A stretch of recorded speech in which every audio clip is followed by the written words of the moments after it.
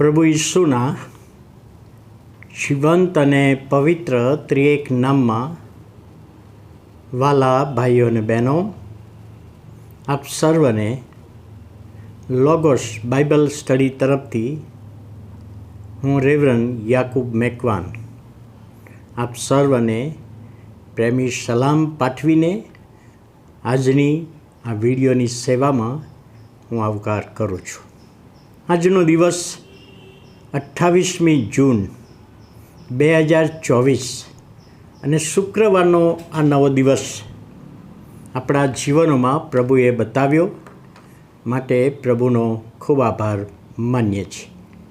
આજનું પ્રોમિસ એ તો ગીતશાસ્ત્ર તેનો 57મો અધ્યાય અને 4થી કલમ 57 અને 4.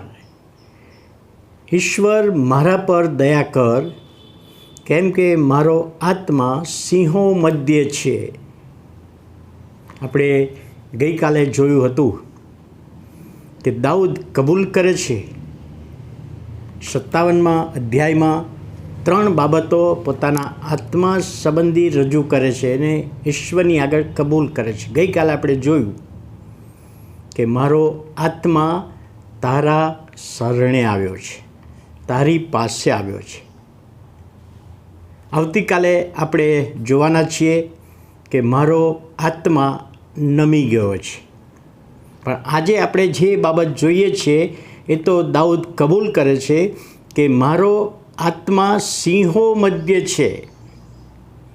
હવે દાઉદ જે પરિસ્થિતિમાંથી પસાર થઈ રહ્યો હતો અને એના માટે એક કબૂલાત કરતાં 57મો અધ્યાય અને 4થી કલમમાં દાઉદ કબૂલ કરે છે યહોવાની આગળ કે મારો આત્મા સિંહો મધ્યે, એક સિંહ નહીં, બહુવચન છે, સિંહો મધ્યે છે.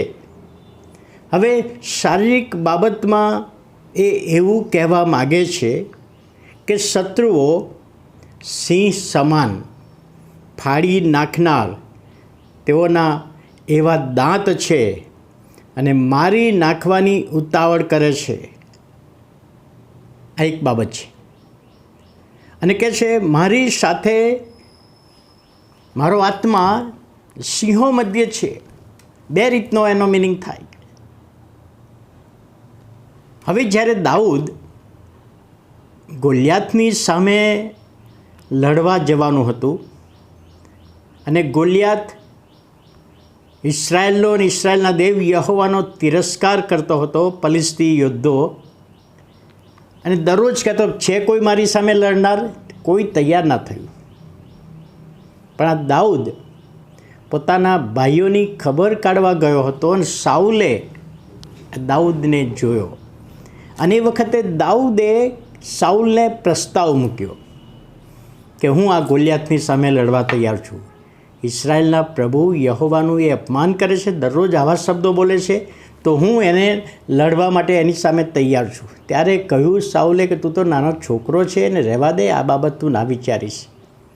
પણ એણે ત્યારે શું કહ્યું કે તારો સેવક એટલે દાઉદ, હું ઘેટા બકરા ચારતો હતો અને એક દિવસે સિંહ આવ્યો અને મારા ઘેટામાંથી એક ઘેટું પકડ્યું અને એ વખતે સિંહની પાછળ હું પડેલો છું અને સિંહને એનું મોઢું મેં ફાડી નાખ્યું અને પેલા ઘેટાને બચાવેલો. એવો તાકાતવાન છું, એવી શક્તિ મને પ્રભુએ આપી છે.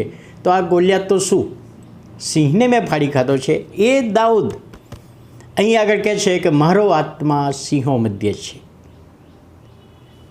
જો આપણે દાનિયેલના પુસ્તકમાં જોઈએ તો સિંહોના બિલમાં દાનિયેલને નાખવામાં આવ્યો રાજાની અનિચ્છા હોવા છતાં. અને ત્યારે યહોવાએ સિંહોના મોં બંધ કર્યા. સિંહોને તો એ ફાડી ખાવાની ઈચ્છા હતી દાનિયેલને, પણ યહોવાએ કહ્યું કે તમારે મારા સેવક દાનિયેલને અડવાનું નથી, સ્પર્શ કરવાનો નથી, અને એના મોં બંધ કર્યા. એ સિંહોની મધ્યની વાત અહીંયા આગળ આપણે જોઈએ છીએ. જો પિત્તરના પત્રમાં આપણે જોઈએ તો પિત્તર પણ આપણને એ જ કહે છે સાવચેત થાઓ, ગળી જનાર સિંહ જે કોઈ મળે તેને ગળી જવાને શોધતો ફરે છે. તો અહીં આગળ સિંહની ઉપમા છે. એટલે આપણે બાઇબલમાં 3 જગ્યાએ સિંહની બાબત જોઈ.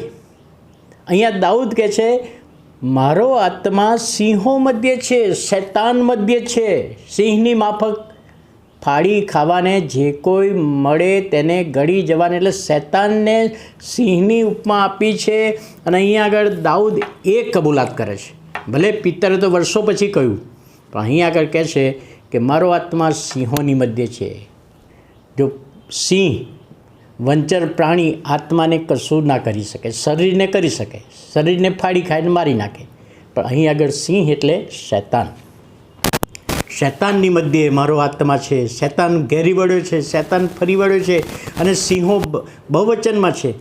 તો અહીં આગળ આ વચન દ્વારા પ્રભુ આપણને એ બતાવવા માગે છે કે શૈતાન આપણા ઉપર એટેક કરે, હુમલો કરે. એવા સમયે દાઉદની પ્રાર્થના, હે ઈશ્વર મારા પર દયા કર, કેમ કે મારો આત્મા સિંહો મધ્ય છે. અને વાલા ભાઈઓ અને બહેનો, આજના આ વચન દ્વારા પ્રભુ એ બાબત આપણને બતાવવા માગે છે કે સિંહ એટલે શૈતાન એના પ્રયત્નો આપણા જીવનોમાં કરશે, પણ પ્રભુને આપણે પ્રાર્થના કરીએ કે પ્રભુ આપણો બચાવ કરે છે, અને એ પ્રોમિસ છે. તો આવો આપણે પ્રભુની પ્રાર્થના કરીએ. વાલા પ્રભુ, અમે તમારો આભાર માનીએ છીએ, તમારા નામને ધન્યવાદ આપીએ છીએ આજના નવા દિવસની ભેટને માટે. અને દાઉદની આત્માની જે પરિસ્થિતિની કબૂલાત અમે સાંભળી, અને એમાંથી અમે પણ તમારી સમક્ષતામાં આવીએ. સિંહો મધ્યે શૈતાન ઘણી બધી વખતે અમારા પર એટેક હુમલો કરે, પરંતુ તમે બચાવનાર છો, અને વિશ્વાસમાં અમારી સહાય કરો. પ્રભુ ઈશ્વરના નામે સાંભળો, માન્ય કરો. આમીન.